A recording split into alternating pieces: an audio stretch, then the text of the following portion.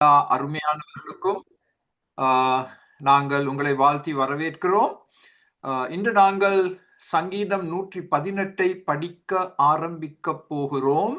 இதையும் கிட்டத்தட்ட 3 பகுதிகளாக பிரித்து படித்தால்தான் அந்த அதிகாரத்தின் முழு பிரயோஜனத்தையும் நாங்கள் பெற்றுக்கொள்ள முடியும். சங்கீதம் 118. இந்த சங்கீதத்திற்கு ஒரு தலைப்பை கொடுக்க வேண்டும் என்று சொன்னால் தேவ சிட்சிப்பு. இது எங்கிருந்து எங்களுக்கு நாங்கள் கண்டுகொள்ள முடியும்? 18ஆம் வசனத்தில். உங்களுடைய வேதம் திறந்து வைக்கப்பட்டிருந்தால் உங்களுக்கு முன்பாக நீங்கள் 18ஆம் வசனத்தை பார்த்தால் அங்கே வெகுவாய் தண்டிக்கப்பட்டேன் என்று சங்கீதக்காரன் கூறுகிறான். வெகுவாய் தண்டிக்கப்பட்டேன். இந்த சங்கீதத்தை யார் எழுதினார்கள், எந்த சூழ்நிலையில் எழுதினார்கள் என்று திட்டவட்டமாக எவராலும் கூற முடியாது. அநேகர் கூறுவார்கள் இதையும் தாவீது தான் எழுதியிருக்க வேண்டும் என்று. ஆனால் நாங்கள் அதை நிச்சயமாக கூற முடியாது. we can't be dogmatic. தேவ சிட்சிப்பு, நம்மை வேதனைப்படுத்தும் தேவன், அதை இந்த அதிகாரத்தில் நாங்கள் தெளிவாக கண்டு கொள்ள முடியும். எங்களை ஆசீர்வதிக்கும் தேவன் என்று சொல்லும் பொழுது நாங்கள் எல்லாரும் உற்சாகம் அடைகிறோம். ஆனால் எங்களை வேதனைப்படுத்தும் தேவன் என்று சொல்லும் பொழுது அது எங்களுக்கு அவ்வளவாக ஏற்றுக்கொள்ள முடியாத ஒரு செய்தி. ஆனால் நிச்சயமாக வேதத்தில் இது கற்பித்து கொடுக்கப்பட்டுள்ளது.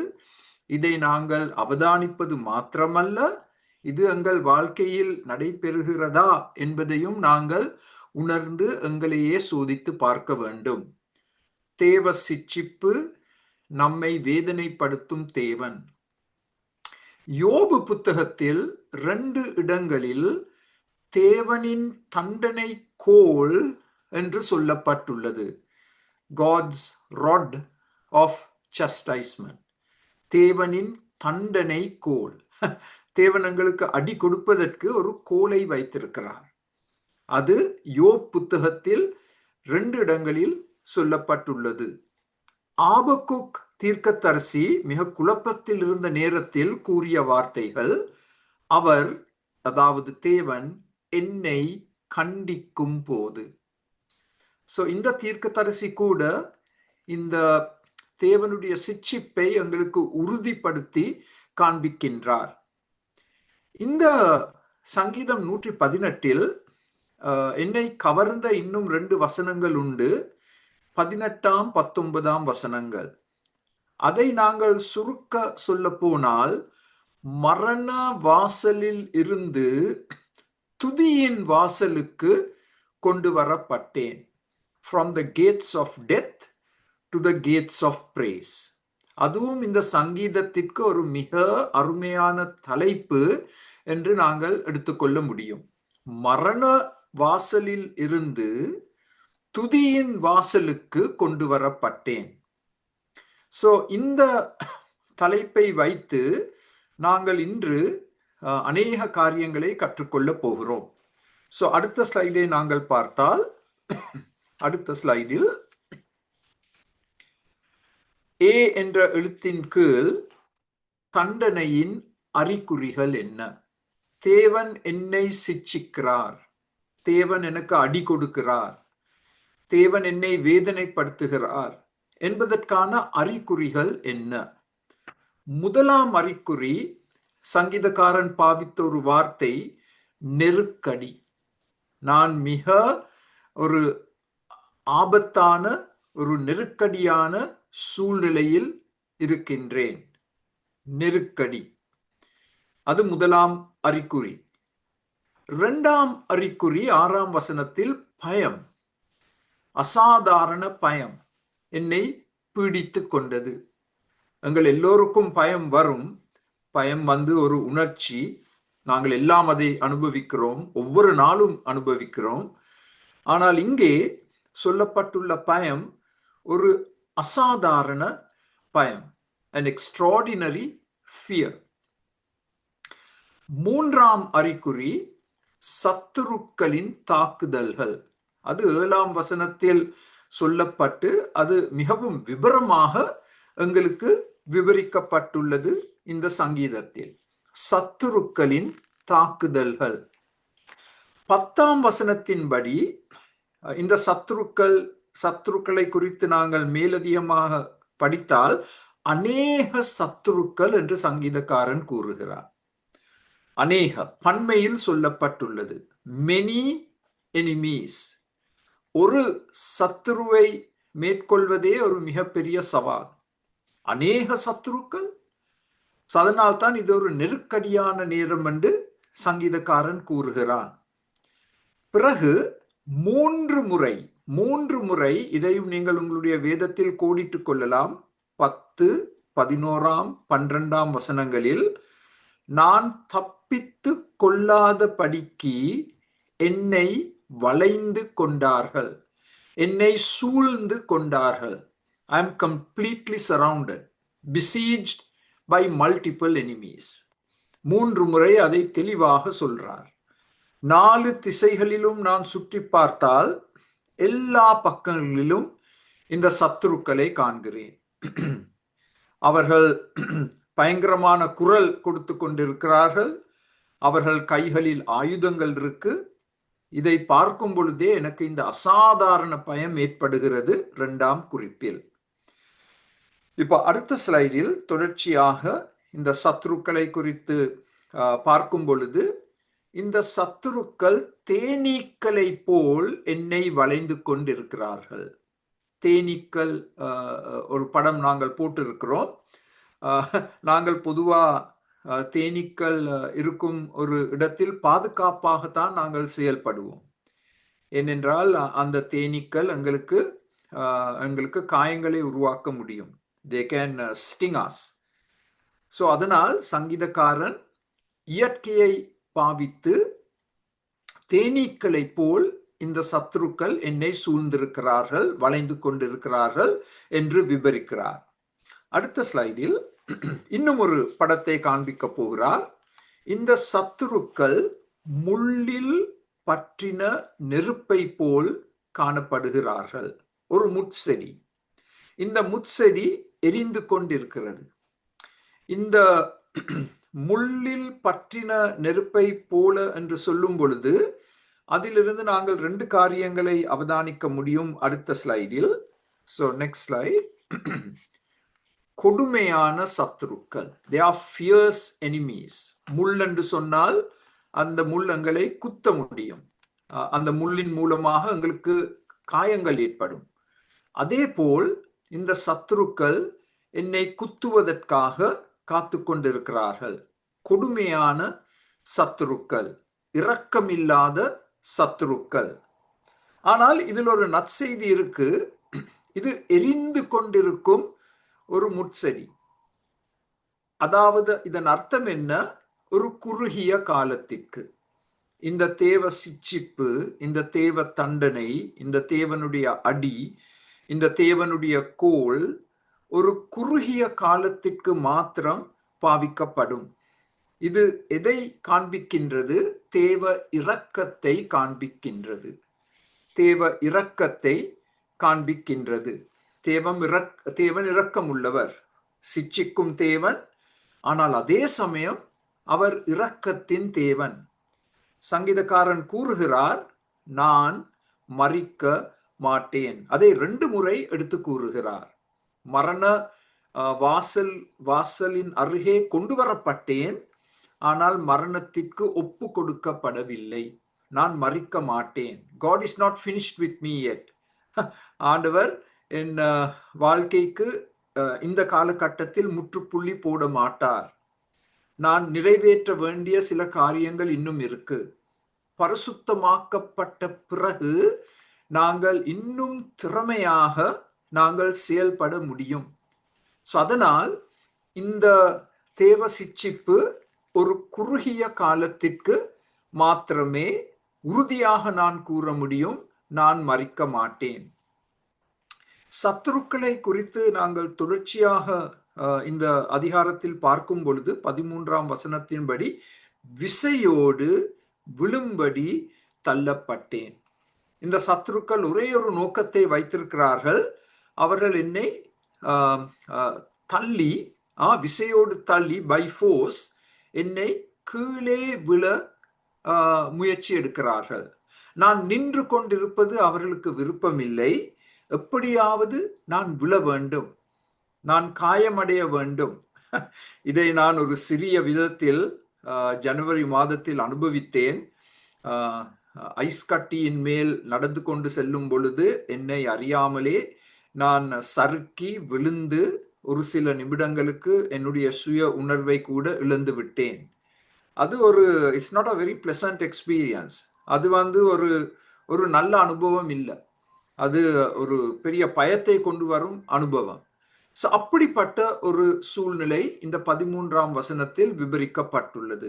விசையோடு விழும்படி தள்ளப்பட்டேன். அதை அந்த படத்திலும் நீங்கள் பார்க்கலாம். யாரோ தூக்கி என்னை மேலே தூக்கி எறிந்துவிட்டு நான் கீழே விழப்போகிறேன், நான் காயமடைய போகிறேன், எலும்புகள் எல்லாம் முறிவடையும், தலையில் கூட காயங்கள் ஏற்படும். அப்படிப்பட்ட ஒரு சூழ்நிலை இந்த எதிரியின் மூலமாக வரும் தாக்கம். அடுத்த ஸ்லைடில் இது ஒரு அருமையான தேவன் கொடுக்கும் ஒரு வாக்குறுதி. இதையும் நான் உங்களுக்கு சுட்டிக்காட்ட விருப்பப்படுகிறேன். இந்த 4 விதத்தில் சங்கீதக்காரன் தன்னுடைய அந்த சிட்சிப்பின் அறிகுறிகளை எடுத்து காண்பிக்கின்றார். 1 சாமுவேல் புத்தகத்தில் இதை நாங்கள் வாசிக்கின்றோம். கர்த்தர் தமது பரிசுத்தவான்களின் பாதங்களை காப்பார். இந்த வாக்கு தத்தம் எனக்கு ஒரு மிக அருமையான வாக்கு தத்தமாக வந்துள்ளது. நான் அந்த ஜனவரி மாதம் விழுந்த பிறகு இதை நான் இப்பொழுது ஒவ்வொரு நாளும் என்னுடைய வாழ்க்கைக்காக நான் இதை இப்பொழுது நான் பிரயோகித்துக் கொள்கிறேன். இதையும் நீங்கள் உங்களுடைய குறிப்பு புத்தகத்தில் எழுதி வைக்கலாம். கர்த்தர் தமது பரிசுத்தவான்களின் பாதங்களை காப்பார். ஒரு முந்திய சங்கீதத்தில் நாங்கள் படித்தோம், பரிசுத்தவான்களுடைய மரணம் கர்த்தருடைய பார்வையில் அருமையாக இருக்கின்றது என்று ஒரு சங்கீதம் 116 படித்தோம். இங்கே பரிசுத்தவான்களின் பாதங்களை குறித்து சொல்லப்பட்டுள்ளது. ஆண்டவர் எங்களை காப்பார். இப்ப பி என்ற எழுத்தின் கீழ் நாங்கள் படிக்க போகும் 2ஆம் மிக முக்கியமான சத்தியம், தண்டனை நேரத்தில் தேவனங்களை சிட்சிக்கும் பொழுது, தேவனங்களுக்கு அடி கொடுக்கும் பொழுது நான் என்ன செய்ய வேண்டும்? நான் என்ன செய்ய வேண்டும் மாத்திரமல்ல, நான் இதை எதிர்பார்க்கலாம் இந்த சிட்சிப்பின் மூலமாக. அதன் நோக்கம்தான் என்ன? உங்களுக்கு கிட்டத்தட்ட 15 காரியங்களை சுட்டிக்காட்ட விருப்பப்படுகிறேன், எல்லாம் இந்த ஒரே அதிகாரத்தில் இருந்து. முதலாவது, தண்டனை நேரத்தில் நாங்கள் கர்த்தரை தொடர்ச்சியாக துதிக்க வேண்டும். நான் மிகவும் ஆச்சரியப்பட்டேன். இந்த சங்கீதத்தில் 5 முறை துதி என்ற வார்த்தை பாவிக்கப்பட்டுள்ளது. நீங்கள் உங்களுடைய பேனாவை எடுத்து இவற்றை கோடிட்டுக் கொள்ளலாம். 1ஆம் வசனம், 19ஆம் வசனம், 21ஆம் வசனம், 28ஆம் வசனம், சங்கீதம் முடிவடையும் பொழுது 29ஆம் வசனம். 1ஆம் வசனமும் 29ஆம் வசனமும் ஒரே வசனம். அது திரும்ப சொல்லப்பட்டுள்ளது. They are like 2 bookends of this psalm. Verse 1, verse 29. அந்த 2லும் என்ன சொல்லப்பட்டுள்ளது? கர்த்தரை நான் துதிப்பேன். பொதுவாக ஆசீர்வதிக்கப்படும் பொழுது கர்த்தரை துதிப்பது சுலபம். ஆண்டவர் எங்களை தண்டிக்கும் பொழுது, கண்ணீர் நேரத்தில், மரண வாசலின் அருகே கொண்டு வரப்படும் பொழுது, தூக்கி எறியப்படும் பொழுது, சத்துருக்கள் தேனீக்களை போல் என்னை சுற்றி வளைந்திருக்கும் பொழுது, எரியும் ஒரு முட்செடியை போல் இந்த எதிரிகள் செயல்படும் பொழுது என்னால் துதி செலுத்த முடியுமா? அந்த கேள்வியை நீங்களும் கேட்க வேண்டும், நானும் கேட்க வேண்டும். ஆனால் சங்கீதக்காரன் எங்களுக்கு கற்றுக் கொடுக்கும் ஒரு மிக அருமையான பாடம், தண்டனை நேரத்திலும் கர்த்தரை துதிக்க வேண்டும். 2ஆம் எங்களுடைய இரண்டாம் மறுமொழி எதுவா இருக்க வேண்டும்? 1 வசனத்திலும் 29 வசனத்திலும் இந்த தேவன் நல்ல தேவன் என்று சொல்லப்பட்டிருக்கிறார். கர்த்தரை துதியுங்கள், அவர் நல்லவர். பாருங்கள், இது எவ்வளவு ஒரு அருமையான ஒரு கூற்று. தண்டனை நேரத்தில் சங்கீதக்காரன் என்ன சொல்றார்? God is good. தேவன் நல்லவர். எல்லாம் நன்றாக சென்று கொண்டிருக்கும் நேரத்தில், ஆசீர்வாதங்கள் எங்கள் மேல் தொடர்ச்சியாக விழுந்து கொண்டிருக்கும் நேரத்தில் தேவன் நல்லவர் என்று சொல்வது மிக மிக மிக மிக சுலபம். தண்டனை நேரத்தில், அடி கொடுக்கப்படும் நேரத்தில், கண்ணீர் சிந்தும் நேரத்தில், அசாதாரண பயம் எங்களை பிடித்துக் கொண்டிருக்கும் நேரத்தில் என் தேவன் நல்ல தேவன் என்று சொல்வது விசுவாச வார்த்தைகள். உண்மையாகவே அது விசுவாச வார்த்தைகள். இரண்டாவதாக எங்கள் மறுமொழி எதுவாக இருக்க வேண்டும்? நல்ல தேவன் எனக்கு நன்மையே செய்வார். இந்த தண்டனையின் மூலமாக ஏதோ ஒரு உயர்வான நோக்கத்தை ஆண்டவர் எனக்காக வைத்திருக்கிறார். இந்த அடியின் மூலமாக நான் எவ்வளவோ இதற்கு முன்பு அனுபவிக்காத நன்மைகளை அனுபவிக்க போகிறேன். அந்த எண்ணம் எங்கள் மனதில் இருக்க வேண்டும். அது எங்கள் மறுமொழியாக காணப்பட வேண்டும். மூன்றாம் மறுமொழி, இல்லாவிட்டால் நாங்கள் இதை எதிர்பார்க்கலாம். இதுவும் மிகவும் அருமையாக சொல்லப்பட்டுள்ளது. முதல் 4 வசனங்களை நீங்கள் வாசித்தால் தேவ கிருபை சொல்லப்பட்டுள்ளது. தேவ கிருபை, அவர் கிருபை என்றும் உள்ளது. மூன்றாம் சத்தியம், மூன்றாம் மறுமொழி, அடிவிழும் பொழுது தேவ கிருபையினால் தாங்கப்படுவேன். God's grace will uphold me, sustain me when I am being spanked by God. அது 4 முறை உச்சரித்து சொல்லப்பட்டுள்ளது. இந்த முதல் 4 வசனங்களை பார்த்தால் இஸ்ரவேல் மக்கள், அதாவது முழு நாடும் கர்த்தருடைய கிருபை என்றும் உள்ளது என்று சொல்வார்களாக. ஆரோனின் குடும்பத்தார், அவர்கள் யார்? ஊழியக்காரர். ஊழியக்காரர்கள் எல்லாரும் ஒன்று சேர்ந்து கர்த்தருடைய கிருபை என்றும் உள்ளது, அது போதுமானது என்று சாட்சி சொல்ல வேண்டும். 4ஆம் வசனத்தில் கர்த்தருக்கு பயப்படுகிறவர்கள், அதாவது புறஜாதியார்கள். புறஜாதியார்கள் இஸ்ரவேலின் தேவனை ஏற்றுக்கொண்டவர்கள், அவர்களும் என்ன சொல்ல வேண்டும்? தேவ கிருபை என்றும் உள்ளது, நான் தேவ கிருபையினால் தாங்கப்படுவேன். இது எங்களுடைய 3ஆம் மறுமொழியாக இருக்க வேண்டும். இது நிச்சயம். ஆண்டவர் எங்களை வேதனைப்படுத்தும் பொழுது அவர் ஏதோ ஒரு நல்ல காரியத்தை சாதிக்க போகிறார். அவருடைய கிருபையினால் எங்களை தாங்குவார். 4ஆம் மறுமொழி ஜெபித்தல். 5ஆம் வசனத்தில் சங்கீதக்காரன் கூறுகிறான், நான் கர்த்தரை நோக்கி கூப்பிட்டேன். அடிவிழும் நேரத்தில் எங்களுடைய ஜெப ஜீவியம் ஆழமாக்கப்படும். திரும்ப சொல்ல போகிறேன், விருப்பம்டா எழுதி கொள்ளுங்கள். அடிவிழும் நேரத்தில் என் ஜெப ஜீவியம் ஆழமாக்கப்படும். ஒரு வேதாகம கல்லூரியில் என் ஜெப ஜீவியம் ஆழமாக்கப்பட மாட்டாது.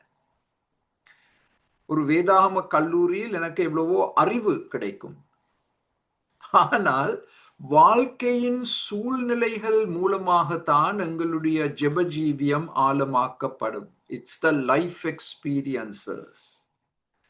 அதை நான் என்னுடைய வாழ்க்கையில் அநேக முறை அனுபவித்திருக்கிறேன். நீங்களும் அனுபவித்திருக்கிறீர்கள். வாழ்க்கை அனுபவங்கள் எங்கள் ஜெப ஜீவியத்தை ஆழமாக்கும். 4ஆம் மறுமொழி, my shallow prayer life is made deep through the chastening of the Lord. கர்த்தரை நோக்கி கூப்பிடுதல். 21ஆம் வசனத்துல சங்கீதக்காரன் கூறுகிறார், நான் அப்படி ஜெபிக்கும் பொழுது கர்த்தர் எனக்கு செவி கொடுப்பார். ஏன்? அவர் நல்ல தேவன், அவர் கிருபையுள்ள தேவன். அவர் எனக்கு செவி கொடுப்பார். அடிக்கிறார் உண்மை, ஒரு நோக்கத்தை வைத்திருக்கிறார். அதில் ஒரு நோக்கம், நான் ஜெபிக்க வேண்டும், ஆழமாக ஜெபிக்க வேண்டும், இடைவிடாமல் ஜெபிக்க வேண்டும். கர்த்தர் எனக்கு செவி கொடுத்தார். இப்ப அடுத்த ஸ்லைடில்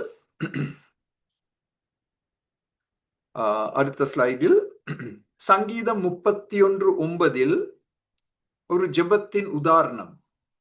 எனக்கு இறங்கும் கர்த்தாவே, நான் நெருக்கப்படுகிறேன்.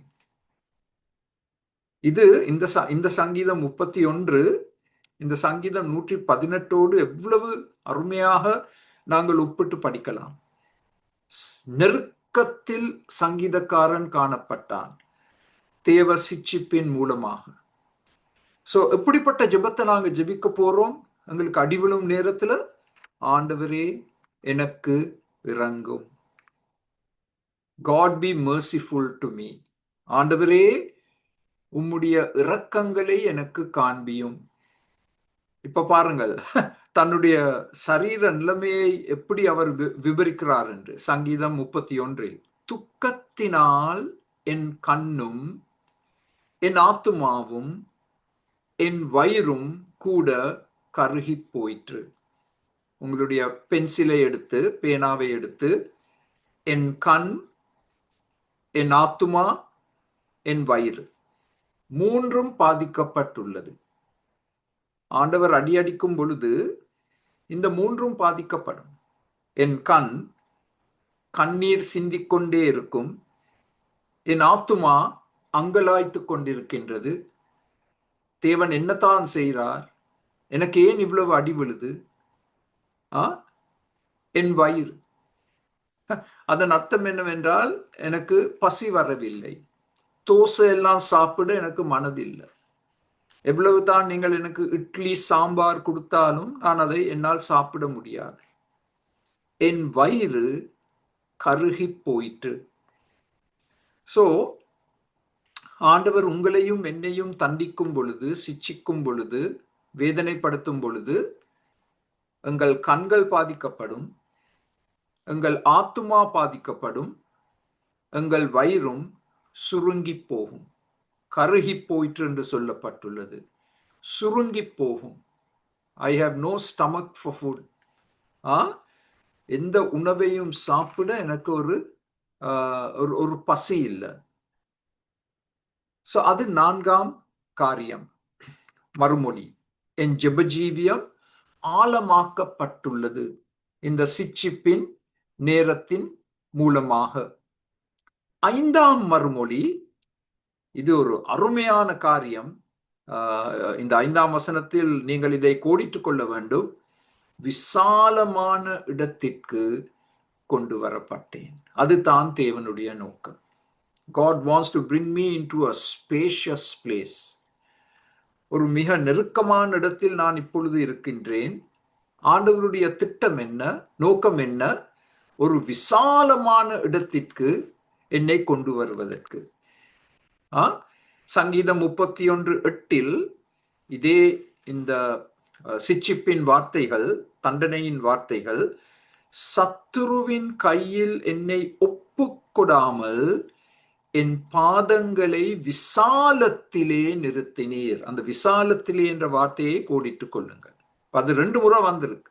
சங்கீதம் 118 வந்திருக்கு 5ஆம் வசனத்தில். அதே போல் சங்கீதம் 31:8 சங்கீதக்காரன் திரும்பவும் கூறுகிறான், என் பாதங்கள் சறுக்கி விழுந்தது எதிரியின் செயலால். ஆனால் அந்த பாதங்களை ஆண்டவர் இப்பொழுது விசாலமான ஒரு இடத்தில் நிலைநாட்டி இருக்கிறார். பாருங்கள், இந்த சங்கீதம் 31 சத்துரு என்ற வார்த்தை பாவிக்கப்பட்டுள்ளது. சோ தேவன் எங்களுக்கு அடி கொடுக்கும் பொழுது ஏதோ ஒரு சத்துருவை பாவிக்க போகிறார். ஒரு சத்துரு மாத்திரமல்ல, அநேக சத்துருக்களை பாவிப்பார். சோ இந்த விசாலமான இடம் என்று சொன்னால் அதன் அர்த்தம் தான் என்ன? இந்த சங்கீதத்தை தாவீது எழுதி இருந்தால் அவருடைய வாழ்க்கையில் எவ்வளவோ முறையில் அவர் தேவனுடைய சிட்சிப்பை அனுபவித்தார். விசாலமான இடம் என்று சொன்னால் தாவீதின் அனுபவத்தில் தாவீது 14 வருடங்களுக்கு பிறகுதான் சிங்காசனத்தில் ஏறினார். ராஜாவாக அவர் அபிஷேகம் பெற்ற பொழுதிலும் சவுல் அவரை துரத்தி கொண்டிருந்தபடியால் கிட்டத்தட்ட 13-14 வருடங்களாக அதன் இறுதியில் தான் சிங்காசனத்தில் ஏறினார். அதுதான் விசாலமான இடம். முழு நாட்டையும் இப்பொழுது அவர் ஆளுகை செய்ய போகிறார். பட்டம், பதவி, புகழ், செல்வாக்கு, சமாதானம், சுதந்திரம் கொடுக்கப்பட்டது 14 வருடங்களுக்கு பிறகு. நாங்களும் இந்த தேவ சிட்சிப்பை சரியான விதத்தில் கண்ணோக்கி பார்த்து அதை நாங்கள் ஏற்றுக்கொண்டு அதன் மூலமாக நாங்கள் கற்றுக்கொண்டு எங்கள் ஜெபஜீவியம் ஆழமாக்கப்பட்டால் எங்களையும் ஆண்டவர் இவ்விதமாக உயர்த்துவார். இந்த முழு வாக்கியத்தையும் ஒரு வார்த்தையில் சொல்ல போனால் இந்த விசாலமான இடம் எதை குறிக்கின்றது? ஒரு உயர்வை ஆண்டவர் கொடுக்க போகிறார். He is going to exalt me. எனக்கு கனத்தை கொடுக்க போறார், எனக்கு கௌரவத்தை கொடுப்பார், எனக்கு இன்னும் மேலதிகமான செல்வாக்கை கொடுக்க போகிறார்.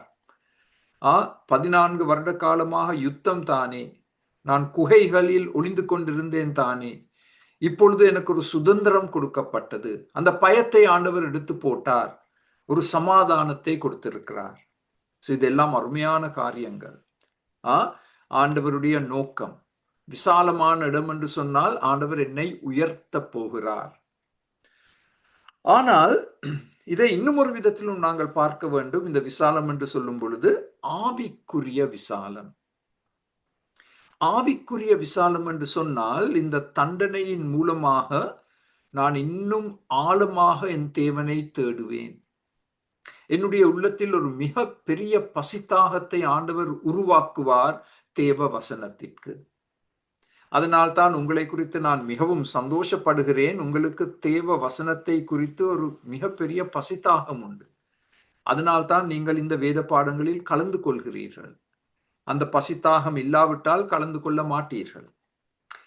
ஆவிக்குரிய விசாலம் என்றால் எங்களுக்கு ஒரு மிகப்பெரிய பசித்தாகத்தை கொடுப்பார். தேவ வசனத்தின் மேல் தேவனை இன்னும் அதிகமாக நாங்கள் நேசிக்க ஆரம்பிப்போம். அடி கொடுத்த அந்த கையை முத்தமிடுவோம். இதை நான் ஒரு புத்தகத்தில் வாசித்தேன். என் மனைவி இறந்த பிறகு நான் எவ்வளவோ புத்தகங்களை வாசித்தேன் இந்த துக்கத்தை குறித்து. அதில் ஒரு எழுத்தாளர் தம்முடைய அனுபவத்தின் மூலமாக கூறிய வார்த்தைகள், I will kiss the hand that used the rod on me. என்னை அடித்த அந்த கரத்தை நான் முத்தமிடுவேன். எழுதி கொள்ளுங்கள். அது ஒரு மிக அருமையான கூற்று. இதைத்தான் நாங்கள் சாட்சியாக சொல்ல வேண்டும், மக்களுக்கு கற்றுக் கொடுக்க வேண்டும். Kiss the hand that used the rod on you. அது ஆவிக்குரிய விசாலம். பொதுவாக எங்களுக்கு தண்டனை கொடுக்கப்படும் நேரத்தில் நாங்கள் முறுமுறுக்க ஆரம்பிப்போம், கேள்விகள் கேட்க ஆரம்பிப்போம், ஏன் தேவன் நாங்கள் கோபப்படுவோம். We get angry at God.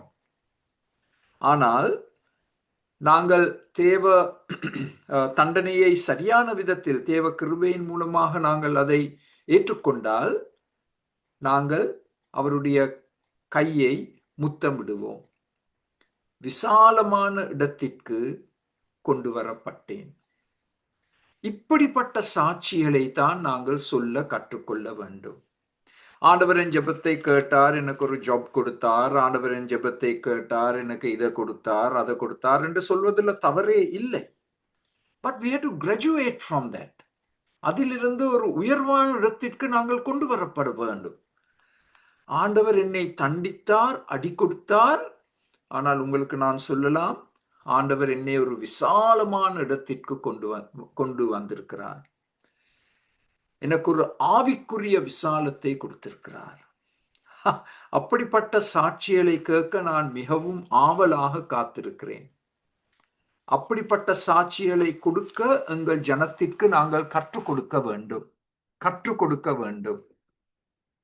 6ஆம் மறுமொழி, 6வதாக நாங்கள் எதை எதிர்பார்க்கலாம் இந்த தண்டனை நேரத்தில்? 6ஆம் 7ஆம் வசனங்களின்படி சங்கீதம் 118, கர்த்தர் என் பக்கத்தில் நிற்பார், அதனால் அந்த அசாதாரண பயம் நீக்கப்படும். இதுவும் ஒரு மிக அருமையான சத்தியம். தண்டனை நேரத்தில் ஆண்டவர் எங்கள் பக்கத்தில் நிற்பார், எங்களை கைவிட மாட்டார், எங்களை விட்டு ஓட மாட்டார். We are guaranteed his presence. So இதைத்தான் பவுல் ரோமர் 8ஆம் அதிகாரத்தில் எங்களுக்கு எடுத்து கூறுகிறார். 8ஆம் அதிகாரத்தில் ஒரு பெரிய பட்டியலை கொடுக்கிறார். எங்களை தாக்கக்கூடிய வித்தியாசமான வாழ்க்கை அனுபவங்கள். என்னுடைய எண்ணிக்கை சரி என்றால் கிட்டத்தட்ட 17 காரியங்களை குறிப்பிடுகிறார் ரோமர் 8. இப்ப 31ஆம் வசனத்துல சொல்றார், இவைகளை குறித்து நாம் என்ன சொல்லுவோம்? இவ்வளவு பெரிய துன்பங்கள், துயரங்கள் எங்கள் வாழ்க்கையில் வந்த பொழுதிலும் நாங்கள் என்ன சொல்லலாம்? தேவன் நம்முடைய பட்சத்தில் இருந்தால் நமக்கு விரோதமாய் இருப்பவன் யார்? நல்ல கேள்வி. அநேக எதிரிகள் என்று நாங்கள் வாசித்தோம் இந்த அதிகாரத்தில். தேனீக்களை போல் என்னை சூழ்ந்திருக்கிறார்கள். ஆனால் தேவன் என்னுடைய பக்கத்தில் இருந்தால், தேவன் என் பக்கத்தில் என் கையை பிடித்து கொண்டு நின்றால் நான் யாருக்கு பயப்பட வேண்டும்?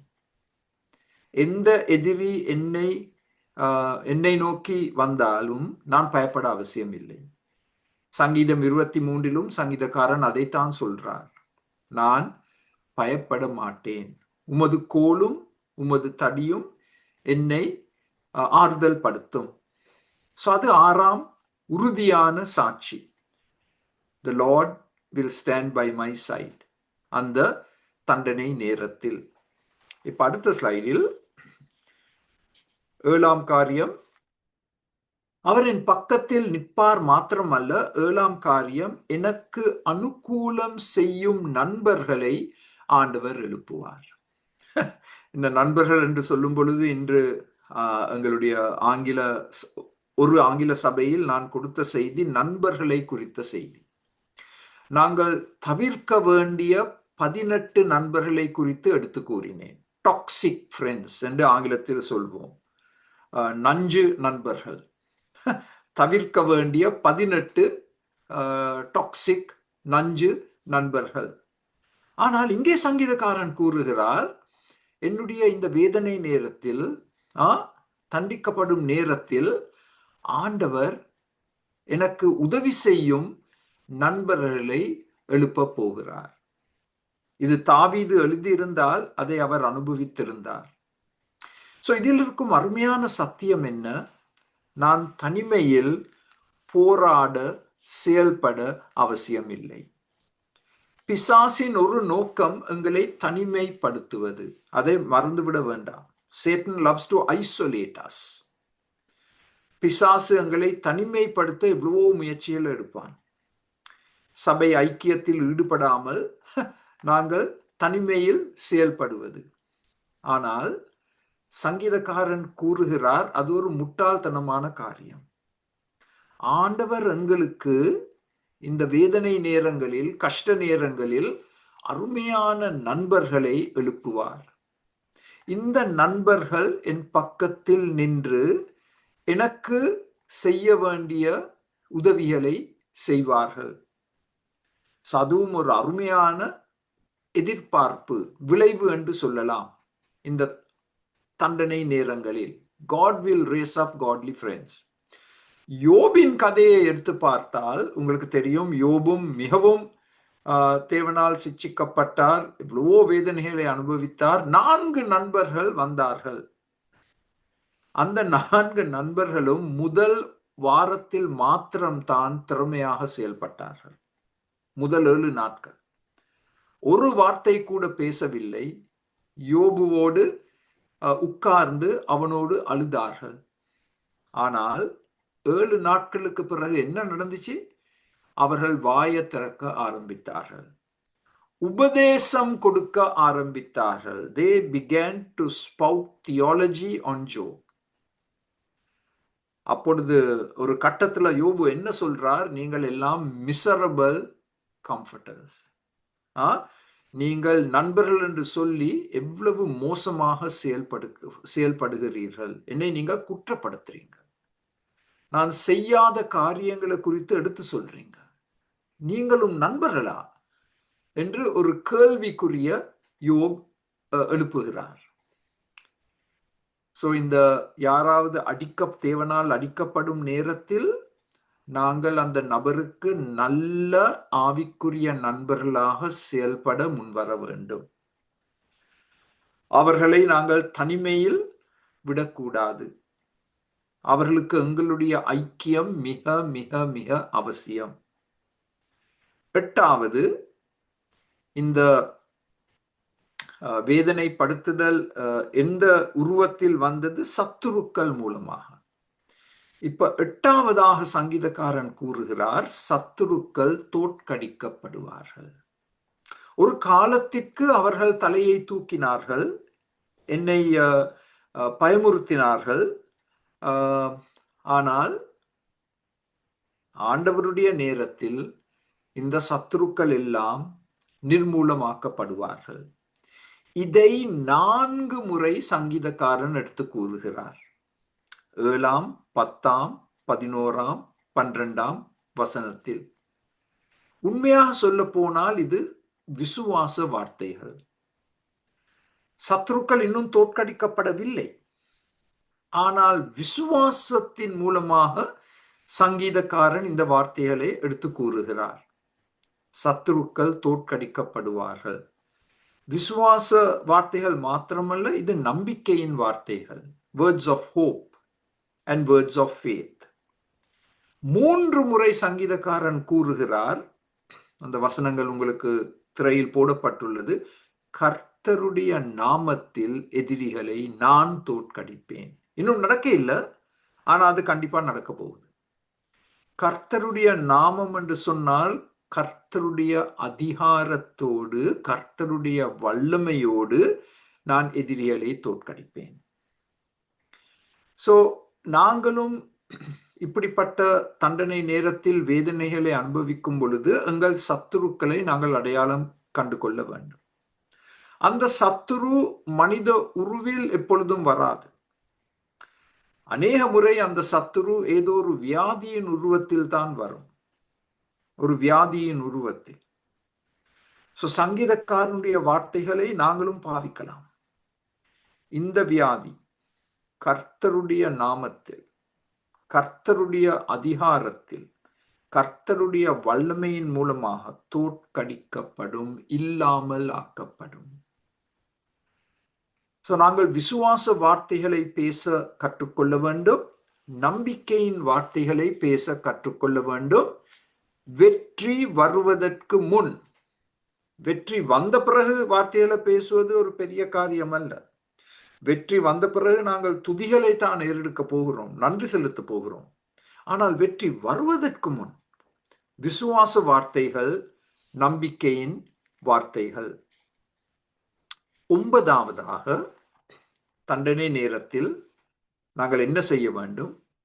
மனுஷன் பிரபுக்களை நம்பாமல் கர்த்தர் ஒருவரையே நம்ப வேண்டும். 8, 9 வசனங்களில் சங்கீதக்காரன் அதை திரும்ப திரும்ப எடுத்து கூறுகிறார். மனுஷனை நம்புவதை பார்க்கிலும் கர்த்தர் பேரில் பற்றுதலாய் இருப்பதே நலம். பிரபுக்களை நம்புவதை பார்க்கிலும் கர்த்தர் பேரில் பற்றுதலாய் இருப்பதே நலம். சோ ஒரு கஷ்ட நேரத்தில் நாங்கள் என்ன, எங்களுடைய மனதிற்குள் வரும் சிந்தனை என்ன? யார் எனக்கு உதவி செய்யலாம்? அப்ப நாங்கள் ஒரு அரசியல்வாதியை நோக்கி செல்கிறோம். ஏதோ சமுதாயத்தில் ஒரு அதிகாரம் உள்ள ஒரு நபரை நோக்கி செல்கிறோம். ஒரு பணக்காரனை நோக்கி செல்கிறோம். ஆனால் சங்கீதக்காரன் சொல்றார், ஸ்டாப் டூயிங் தட். அதை செய்ய வேண்டாம். மனுஷன் பிரபுக்களை நம்பாமல் கர்த்தர் ஒருவரையே நம்ப வேண்டும். சங்கீதக்காரன் சங்கீதம் 60 இப்படி கூறுகிறார், மனுஷனுடைய உதவி விருதா. Vain is the help of man. மனிதன் செய்யக்கூடிய உதவிகள் மிக மிக மிக குறைவு. மனிதன் செய்யக்கூடிய உதவிகள் எல்லைப்படுத்தப்பட்டுள்ளது. Man is very limited in what he can do. So எங்கள் கண்ணோக்கம் யார் மேல் இருக்க வேண்டும்? எங்கள் ஆண்டவர் மேல். ஆண்டவர் மக்களை பாவிக்கலாம். அது 7ஆம் குறிப்பு. 7ஆம் குறிப்பில் ஆண்டவர் எங்களுக்கு உதவி செய்யும் நண்பர்களை எழுப்புவார். எப்பொழுது? நாங்கள் எங்களுடைய முழு கவனத்தை ஆண்டவர் மேல் வைத்திருக்கும் பொழுது. மனுஷனுடைய உதவி விருதா. சோ மனுஷனுடைய உதவியை தேடி செல்ல அவசியம் இல்லை. ஆண்டவர் மனிதர்களை எழுப்புவார் எங்களுக்கு உதவி செய்ய. ஆனால் நாங்கள் அவர்களை தேடி செல்ல அவசியம் இல்லை. ஆண்டவரே அவர்களை எங்கள் பக்கத்தில் அனுப்புவார். அது 9ஆம் மறுமொழி. Don't trust in powerful influential people. Trust in God alone.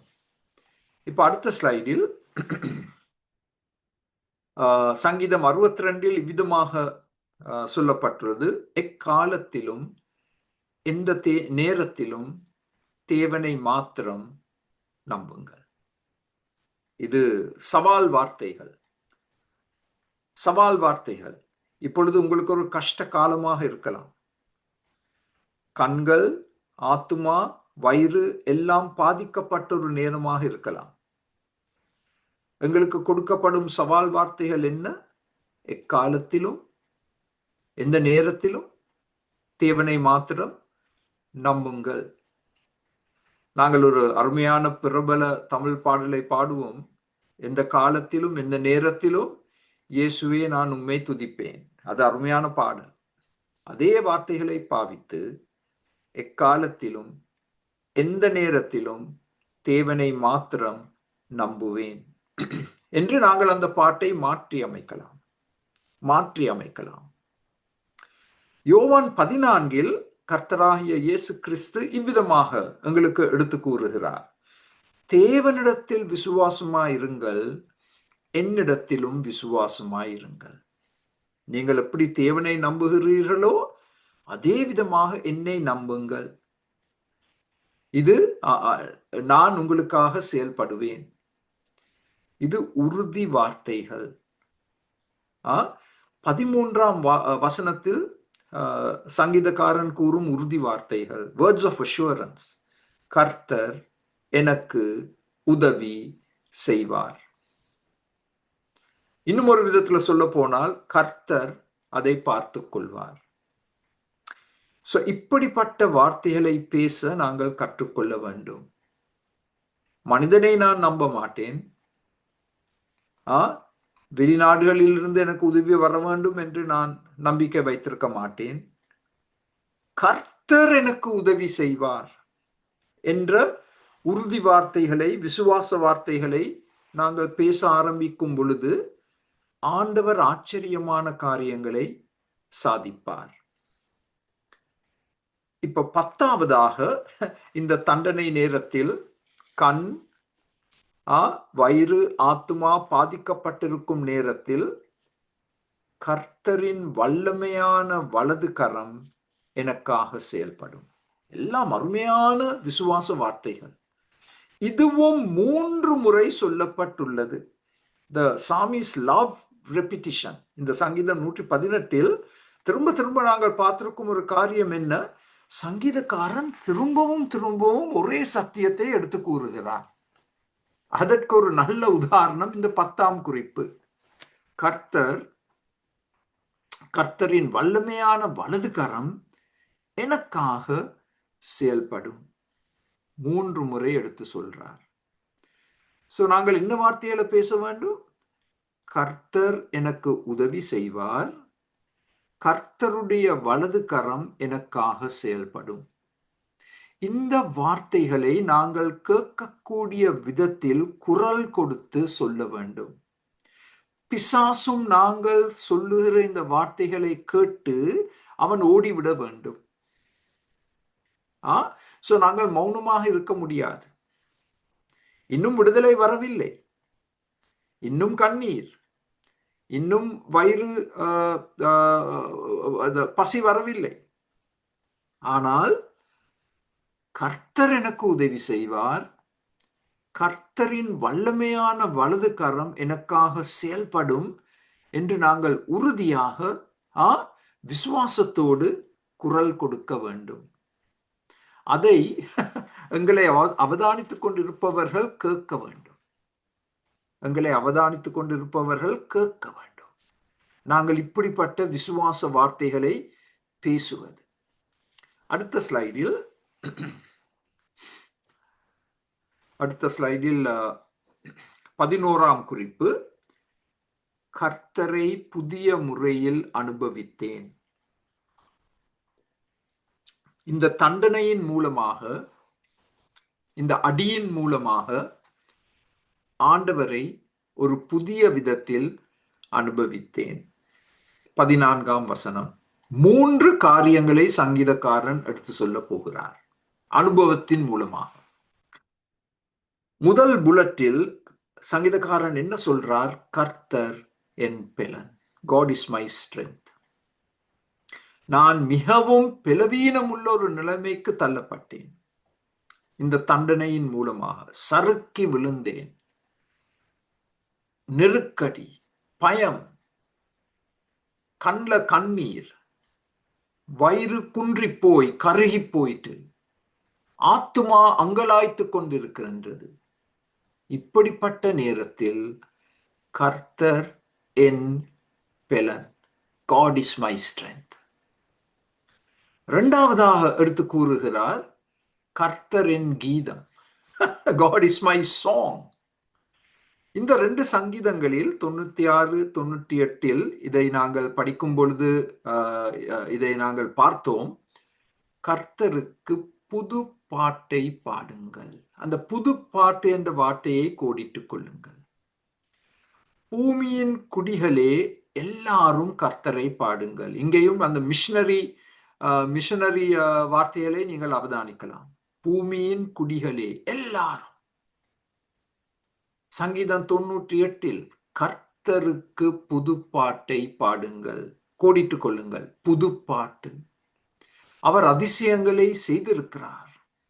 அவருடைய வலது கரம், அவருடைய பரிசுத்த புயமும் ரட்சிப்பை உண்டாக்கினது. சோ இந்த புது பாட்டை நாங்கள் எப்பொழுது பாட போகிறோம்? ஆண்டவர் எங்களை அடிக்கும் நேரத்தில். உங்களுக்கு தெரியும், புது பாட்டுக்கள் எப்பொழுதும் உருவாக்கப்பட்டு கொண்டு வருகிறது. புது புது பாடல்கள், new songs are composed by the day. புது புது பாடல்கள், அது நல்ல காரியம்.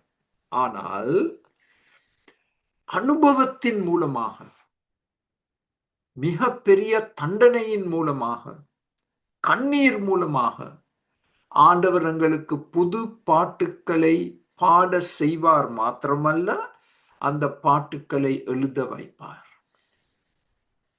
சோ ஒரு புது பாட்டை பாட வேண்டும் என்று நீங்கள் ஆசையாய் இருக்கின்றீர்களா? அப்பொழுது வேதனையின் பாதைக்கூடாக, பள்ளத்தாக்கின் ஊடாக நீங்கள் கடந்து செல்ல வேண்டும். வேதனையின் பள்ளத்தாக்கின் ஊடாக கடந்து செல்லும் பொழுது கண்ணீருக்கூடாக ஆண்டவர் உங்களுக்கு புது பாட்டை பாட வைப்பார், எழுத வைப்பார். கர்த்தரின் பெலன், கர்த்தரின் கீதம். கர்த்தரை குறித்து நான் புது புது பாடல்களை பாடப் போகிறேன் என் அனுபவத்தின் மூலமாக. மூன்றாவதாக சங்கீதக்காரன் சொல்றார் இந்த 14ஆம் வசனத்தில், கர்த்தரின் ரட்சிப்பு, God is my salvation. இந்த தேவன் தான் என்னை சத்ருவின் கையிலிருந்து விடுதலையாக்க போகிறார். கர்த்தரின் ரட்சிப்பு. இந்த 14ஆம் வசனத்தை வைத்து நீங்கள் ஒரு பிரசங்கத்தை கொடுக்க முடியும். ஆண்டவரே, நான் இப்படி அனுபவிக்க வேண்டும் ஒரு புதிய முறையில். ஸோ அருமையானவர்களே, எங்களுடைய விசுவாசம் ஒரு ஒரு இந்த ஆங்கிலத்தில் நாங்கள் பாவிக்கும் வார்த்தை stale. Our relationship and walk with God must not be stale. ஏன் நாங்கள் கடைக்கு போகும் பொழுது, பானை வாங்கும் பொழுது, அது எக்ஸ்பைரி டேட் என்னன்னு பார்த்து தானே வாங்குவோம். பாலை வாங்கும் பொழுது எக்ஸ்பைரி டேட் எப்பொழுது பார்த்து தானே வாங்குவோமே. We like something that is fresh. அதே போல் ஆண்டவரோடு நாங்கள் வைத்திருக்கும் எங்கள் அனுபவம், இட் மஸ்ட் பி ஃப்ரெஷ். அது ஸ்டேலாக போக இடம் கொடுக்க கூடாது. அதுக்காகத்தான் ஆண்டவர் எங்களை தண்டிப்பார், ஒரு அடியை கொடுப்பார். எங்களுடைய இந்த உறவை புதுப்பிக்க ஒரு ஒரு ஒரு எங்கள் வாழ்க்கையில் ஒரு செழிப்பை கொடுக்க, ஒரு பசுமையை கொடுக்க ஆண்டவர் ஒரு அடியை கொடுப்பார். கர்த்தர் என் பெலன், கர்த்தர் என் கீதம், கர்த்தர் என் ரட்சிப்பு. 12ஆவதாக சங்கீதக்காரன் கூறுகிறார், அடியின் விளைவு எங்கள் கூடாரங்களில் ரட்சிப்பின் கெம்பீர சத்தம், சந்தோஷம், கொண்டாட்டம் கேட்கப்படும். 15ஆம் வசனம். கூடார உபதேசம், கூடார வாழ்க்கையை குறித்து அடுத்த வாரம் நாங்கள் ஆழமாக பார்க்க போகிறோம். டென்ட் லைஃப், கூடார வாழ்க்கை என்றால் என்ன? காத்திருங்கள், அடுத்த வாரம் தான் அதை பார்க்க போகிறோம். இன்றைக்கு நேரம் இல்லை அதை பார்ப்பதற்கு. அந்த பாடத்தை தயார் செய்திருக்கிறோம், ஆனால் அதை இன்று செய்ய முடியாது, நேரம் இல்லை, கடந்து போயிற்று. கூடார வாழ்க்கை உங்களுக்கு ஞாபகம் இருக்கலாம், நாங்கள் சங்கீத புத்தகங்களை படிக்கும் பொழுது குகை வாழ்க்கையை பற்றி படித்தோம், குழி வாழ்க்கையை பற்றி படித்தோம், பள்ளத்தாக்கு வாழ்க்கையை குறித்து படித்தோம், மலை உச்சி வாழ்க்கையை குறித்து படித்தோம். அதே ஒரு செய்தி தொடராக நீங்கள் செய்யலாம். குழி வாழ்க்கை, குகை வாழ்க்கை, பள்ளத்தாக்கு வாழ்க்கை, மலை உச்சி வாழ்க்கை, இப்பொழுது கூடார வாழ்க்கை, டென்ட் லைஃப். சங்கீதக்காரன் சொல்றார், எங்களுடைய கூடாரங்களில், இன்றைய மொழியில் சொல்ல போனால் எங்களுடைய இல்லங்களில், எங்களுடைய வீடுகளில் ஒரு மிகப்பெரிய சத்தம் கேட்கப்பட போகிறது. சண்டை போன்ற சத்தம் அல்ல. அநேக கிறிஸ்தவர்களுடைய இல்லங்களில் சண்டை சத்தங்கள் தான் கேட்கும், கான்ஃப்ளிக்ட். 15ஆம் வசனத்தில் சங்கீதக்காரன் கூறுகிறார், ரட்சிப்பின் கெம்பீர சத்தம், சந்தோஷம், கொண்டாட்டம் கேட்கப்படும்.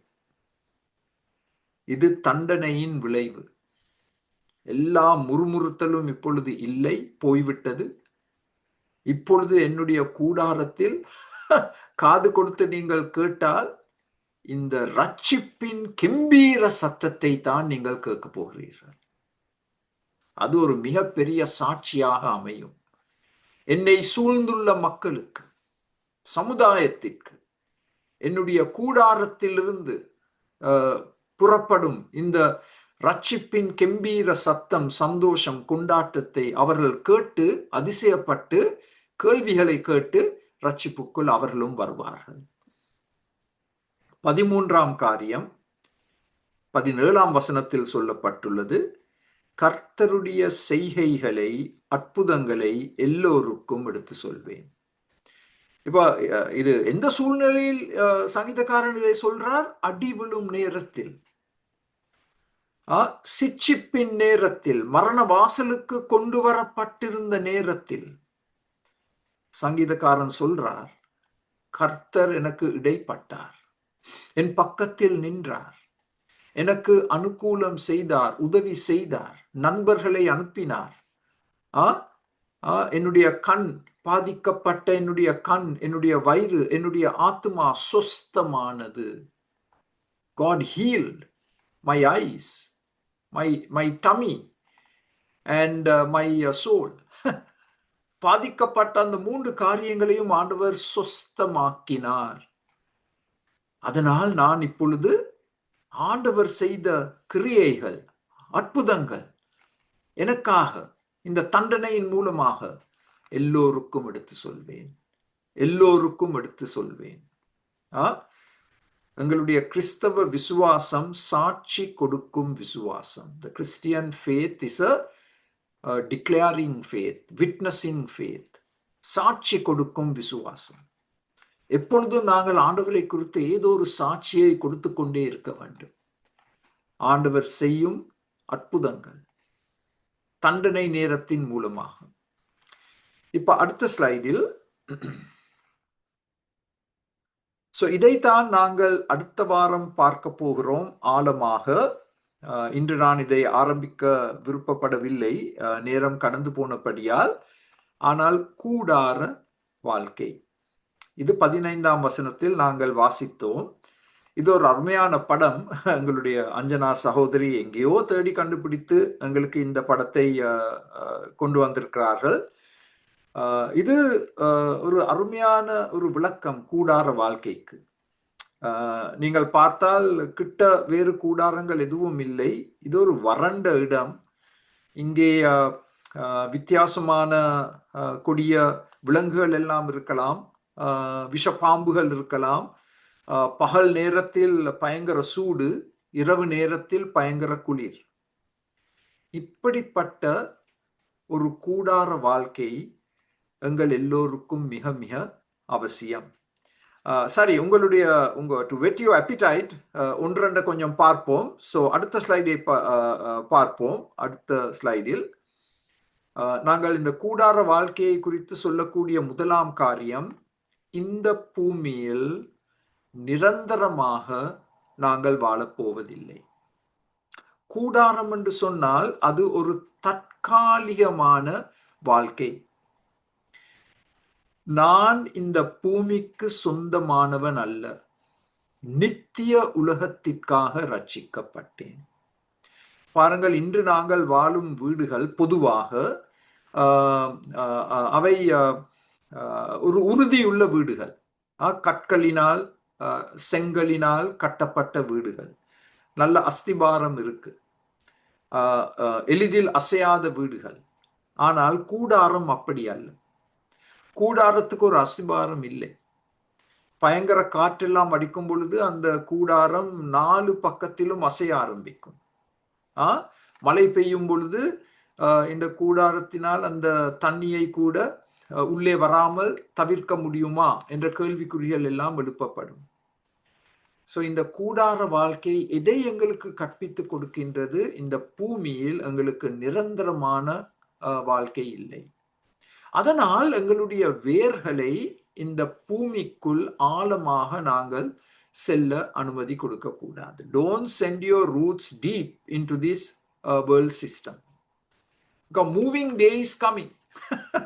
நாங்கள் எல்லாம் இந்த பூமியிலிருந்து அடுத்த உலகத்திற்கு செல்ல ஆயத்தமாக இருக்க வேண்டும்.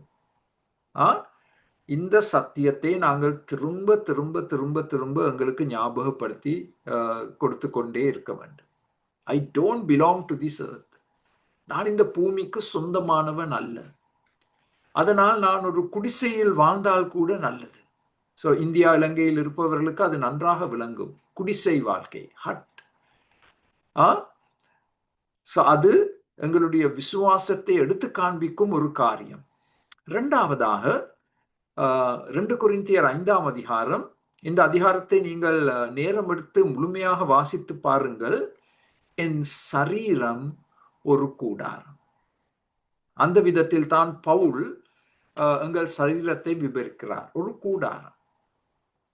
இப்ப இங்கே கனடா போன்ற நாடுகளில் நாங்கள் கோடை காலத்தில் கூடார வாழ்க்கையை ஒரு சின்ன விதத்தில் அனுபவிக்கிறோம். நாங்கள் ஒரு ஹாலிடேக்கு விடுமுறையாக 2-3 குடும்பங்கள் ஒன்று சேர்ந்து ஏதாவது ஒரு இடத்துக்கு நாங்கள் போய் பட்டணத்தை விட்டு நாங்கள் கிராம பகுதிக்கு சென்று அங்கே கூடாரங்கள் போட்டு நாங்கள் 3-4 நாட்கள் அங்கே செலவழிப்போம். அது ஒரு அருமையான அனுபவம். நான் அதை அனுபவித்திருக்கிறேன்.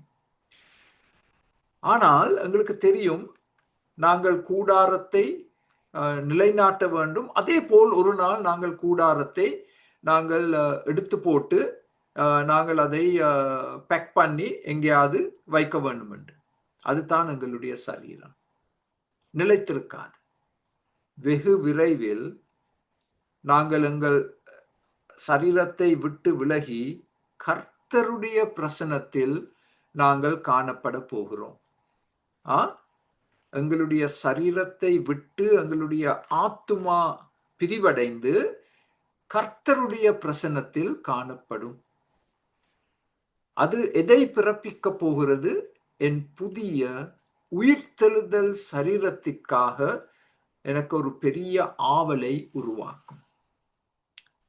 எப்பொழுதும் நாங்கள் எங்களை ஞாபகப்படுத்திக் கொள்ள வேண்டும், என் சரீரம் ஒரு கூடாரம். வெகு விரைவில் நான் இந்த சரீர கூடாரத்தை விட்டு பிரிந்து என்னுடைய ஆத்துமா பரலோகத்திற்கு செல்லும். ஆனால் ஏதோ ஒரு தினத்தில் ஆண்டவர் எனக்கு ஒரு புத்தம் புதிய ஒரு நித்திய சரீரத்தை கொடுக்க போகிறார். அது ஒரு பெரிய ஆவலாக என் வாழ்க்கைக்குள் வர ஆரம்பிக்கும். இன்னும் ஒரு காரியத்தை மாத்திரம் பார்த்து முற்றுப்புள்ளி போடுவோம். 3ஆம் குறிப்பு, கூடார வாழ்க்கை. நீதிமான்களின் கூடாரத்தில் எப்பொழுதும் ஆண்டவருக்கு முதலிடம் கொடுக்கப்படும். அது நிச்சயம். நீதிமான்களின் கூடாரத்தில் எப்பொழுதும் ஆண்டவருக்கு முதலிடம் கொடுக்கப்படும். நாங்கள் இப்பொழுது எங்களை ஆராய்ந்து பார்க்க வேண்டும். எங்களுடைய கூடாரத்தில், வீட்டில், இல்லத்தில் ஆண்டவருக்கு எப்பொழுதும் முதலிடம் கொடுக்கப்படுகிறதா? ஆண்டவருடைய நாமம் எவ்வளவு முறை எங்களுடைய இல்லத்தில் பாவிக்கப்படுகிறது? எவ்வளவு முறை எங்களுடைய இல்லங்களில் நாங்கள் எங்கள் ஆண்டவரை துதிக்கிறோம், வேதத்தை வாசிக்கிறோம்? எவ்வளவு முறை நாங்கள் ஜெபிக்கிறோம்? எவ்வளவு முறை நாங்கள் மக்களை உபசரிக்கிறோம்? ஒரே ஒரு நோக்கத்துக்காக உபசரித்தல். ஏன் அதை செய்கிறோம்? அவர்கள் ஆண்டவரை அறிய வர வேண்டும். நாங்கள் எங்கள் வீட்டின் கதவுகளை திறந்து ஆண்டவரை அறியாத மக்களை பார்த்து, உள்ளே வாருங்கள், உங்களுக்கு நாங்கள் ஒரு நற்செய்தியை கொடுக்க விருப்பப்படுகிறோம் என்று சொல்லி நற்செய்தியை கூற ஆரம்பிக்கின்றோம். நான் எங்களுடைய விட்பி சபைக்கு ஒரு சவாலை கொடுத்தேன். இந்த 40 நாள் லென்ட் காலத்தில் மார்க் சுவிசேஷ புத்தகத்தை வாசிப்பதற்கு. அதை நாங்கள் கொஞ்சம் கொஞ்சமாக வாசித்து படித்து வருகிறோம், ஒரு தியான முறையில். மார்க் சுவிசேஷகன் ஒரு அருமையான கதையை எடுத்து கூறுகிறார். மார்க் 1:1. அந்த கதை ஒரு நற்செய்தி, சுவிசேஷம். அந்த கதையின் கதாநாயகன் தேவனுடைய குமாரன் இயேசு கிறிஸ்து. அதைத்தான் நீதிமான்கள் தங்கள் கூடாரத்தில் எடுத்து சொல்லும் நற்செய்தி. இந்த கூடார வாழ்க்கையை நாங்கள் தொடர்ச்சியாக அடுத்த வாரம் படிப்போம். இப்பொழுது நாங்கள் ஜெபத்தின் மூலமாக இந்த பாடத்தை நாங்கள் முடிவுக்கு கொண்டு வந்து, உங்களுக்கு ஏதாவது கருத்துக்கள், கேள்விகள் இருந்தால் அதை நீங்கள் சொல்லலாம். இந்த அருமையான சங்கீதம் 118க்காக நன்றி செலுத்துகிறோம். இதை படிக்க படிக்க படிக்க எவ்வளவு சத்தியங்களை நீர் வெளிப்படுத்துகிறீர் ஆண்டவரே. இந்த சங்கீதம் 118 புதிய ஏற்பாட்டில் 13 முறை குறிப்பிடப்பட்டுள்ளது என்பதை நாங்கள் வாசித்து பார்த்து ஆச்சரியம் அடைகிறோம். ஆண்டவரே, இன்று நாங்கள் கற்றுக்கொண்ட பாடங்களை உம்முடைய கை எங்களை அடிக்கும் பொழுது அந்த கைக்கு முத்தம் கொடுக்க எங்களுக்கு கற்றுத்தாரும். அதை நாங்கள் உம்முடைய கிருபையின் மூலமாக மாத்திரமே சாதிக்க முடியும். கூடார வாழ்க்கை என்றால் என்ன என்பதை இன்னும் ஆழமாக அறிய எங்களுக்கு ஆவலை தாரும். இன்று எங்களோடு கலந்து கொண்ட ஒவ்வொருவரையும் கண்ணோக்கி பாரும், ஆசீர்வதியும் பலப்படுத்தும். இயேசுவின் நாமத்தில் ஜெபங்கேளும் பிதாவே, ஆமென், ஆமென். 2 அறிவி